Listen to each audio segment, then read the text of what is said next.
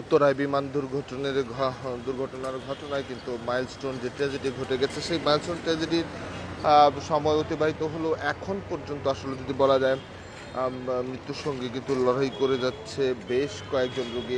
আমরা এখন পর্যন্ত আজ পর্যন্ত যে আপডেটটি পেয়েছি হাসপাতালের পক্ষ থেকে, এখনও সংকটাপন্ন অবস্থায় রয়েছে 8জন রোগী। নতুন করে সংকটাপন্ন জায়গা তৈরি হয়েছে। এছাড়া আরও আশঙ্কাজনক অবস্থায় কিন্তু রয়েছে হাসপাতালের রোগীরা, কেননা বিমান দুর্ঘটনার কারণে অধিকাংশ ক্ষেত্রেই আসলে বা অধিকাংশ শরীর পুড়ে যাওয়ার মাধ্যমে কিন্তু এক ধরনের বিপর্যয় জায়গা তৈরি হয়, যেখানে মানবিক বিপর্যয়ের ঘটনা কিন্তু বারবারই আমরা লক্ষ্য করেছি। কেননা উত্তরায় যে বিমান দুর্ঘটনাটি ঘটেছে তার বেশিরভাগই কিন্তু শিশু, যেহেতু মাইলস্টোন একটি স্কুল অ্যান্ড কলেজ, সেখানে শিশুরাই কিন্তু আসলে বেশি বিমান দুর্ঘটনার কারণে আহত হয় এবং পুড়ে যায়। এবং এখন পর্যন্ত কিন্তু হাসপাতাল কর্তৃপক্ষ মূলত সরকারের পক্ষ থেকে এবং আইএসপিআর এর পক্ষ থেকে কিন্তু দুটি পৃথক সামগ্রিক অবস্থার প্রেক্ষিত কিন্তু আসলে তুলে ধরা হয়েছে, যেখানে তারা তাদের পরিচিত মৃতের সংখ্যা এবং হতাহতের সংখ্যা কিন্তু আসলে উল্লেখ করেছে, যদিও বেশ কিছু অমিল রয়েছে সেই দুটি তালিকার মধ্যে। তবে এই মুহূর্তে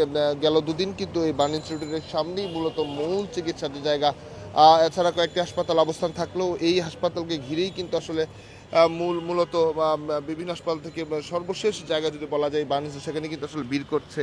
এবং এই বার্ন ইনস্টিটিউটকে ঘিরে কিন্তু আমরা লক্ষ্য করেছিলাম যে স্বেচ্ছাসেবী থেকে শুরু করে বিভিন্ন রকমের রক্তদান সংগঠন তারাও কিন্তু আসলে ভিড় করেছিল। তবে যদি আজকে কিন্তু সেই ভিড়টি আসলে লক্ষ্য করা যায়নি। এবং এর বাইরে যদি বলা যায় ডিএনএ টেস্টের কথাও কিন্তু বলা হচ্ছিল, এবং যেহেতু অনেক মরদেহ শনাক্ত করা সম্ভব হয়নি, সেক্ষেত্রে ডিএনএ টেস্টের মধ্য দিয়ে কিন্তু তারা তাদের যে স্বজন এবং যাদেরকে এখনও খুঁজে পাওয়া যাচ্ছে না, স্বজনরা যাদেরকে খুঁজছে তাদেরকে কিন্তু আসলে শনাক্ত করার ডিএনএ টেস্টের মূলত সিআইডি কার্যালয়ে মূলত ডিএনএ টেস্টের মাধ্যম দিয়ে তারা তাদের পরিবারের যাদেরকে খুঁজে পাওয়া যাচ্ছে না তাদের শনাক্তের সবশেষ কাজ চলছে।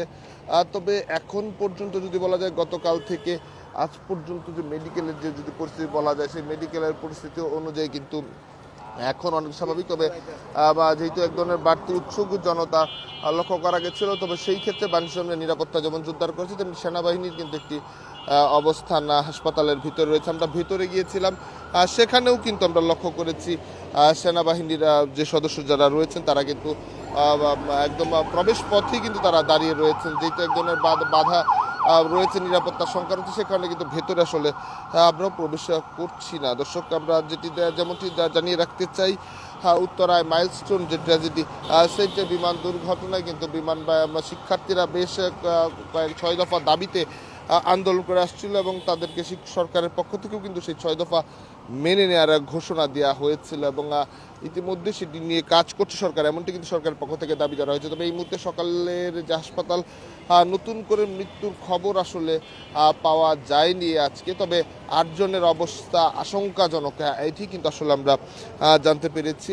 8 জনের অবস্থা আশঙ্কাজনক, মূলত গতকাল থেকেই যাদেরকে বলা হচ্ছিল সেই 8 জন, গতকাল থেকেই কিন্তু আসলে সেই 8 জন অবস্থা আশঙ্কাজনক বলে কিন্তু হাসপাতাল কর্তৃপক্ষের পক্ষ থেকে জানানো হয়েছে। এবং আমরা বারবারই যোগাযোগ করার চেষ্টা করছি, নতুন করে আসলে কাউকে কেউ মৃত্যুবরণ করেছে না কিংবা কোনো ধরনের আপডেট আছে কিনা সেগুলো জানার চেষ্টা করছে। তবে এখন পর্যন্ত হাসপাতালের পক্ষ থেকে সেই আনুষ্ঠানিক ব্রিফিং যেটি দেওয়া হয় সেটি কিন্তু এখনও দেওয়া হয়নি, হয়তো বা আপডেট পরবর্তীতে আবার জানানো হবে। তবে এই মুহূর্তে যদি বলা যায় আমরা হাসপাতালের সামনে রয়েছি, যেখান থেকে সরাসরি আপনাদের দেখানোর চেষ্টা করছিলাম।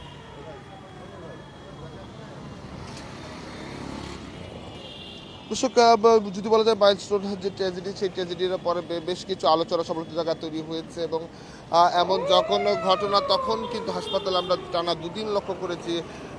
প্রথম দিন থেকে দ্বিতীয় দিন টানা রুগী কিন্তু প্রথম দিন বিশেষ করে একের পর এক রুগী যেমন বাণিজ্য আসলে, দ্বিতীয় দিনও কিন্তু অন্যান্য হাসপাতালে ভর্তি যারা ছিলেন তারাও কিন্তু এই হাসপাতালে অভিমুখে তাদেরকে নিয়ে আসা হয়েছে মূলত উন্নত চিকিৎসার জন্য। কেননা এছাড়া যদি বলা যায় যে চিকিৎসার ক্ষেত্রে বিদেশি সেই সহায়তাও কিন্তু আসলে নেওয়া হচ্ছে, এবং সরকারের পক্ষ থেকে কিন্তু সেই কথাটি কিন্তু বলা হচ্ছিল। এবং অন্যদিকে এই মুহূর্তে স্বজনদের নিয়ে একটি আলোচনার জায়গা তৈরি হচ্ছে। তবে সরকারের পক্ষ থেকে বলেছে এক ধরনের এই ট্র্যাজেডিকে নিয়ে মূলত মাইলস্টোনের ঘটনা কেন্দ্র করে পতিত স্বৈরাচার সরকার তারা কিন্তু আসলে এক ধরনের রাজনীতি করবার চেষ্টা করছে, এমনটি কিন্তু সরকারের পক্ষ থেকে বলা হচ্ছিল। এবং এইগুলো কেন্দ্র করে আমরা লক্ষ্য করছি বেশ কিছু 13 দলের সঙ্গে বৈঠক করেছিল ডক্টর ইউনূস সরকার, অন্তর্বর্তীকালীন সরকার।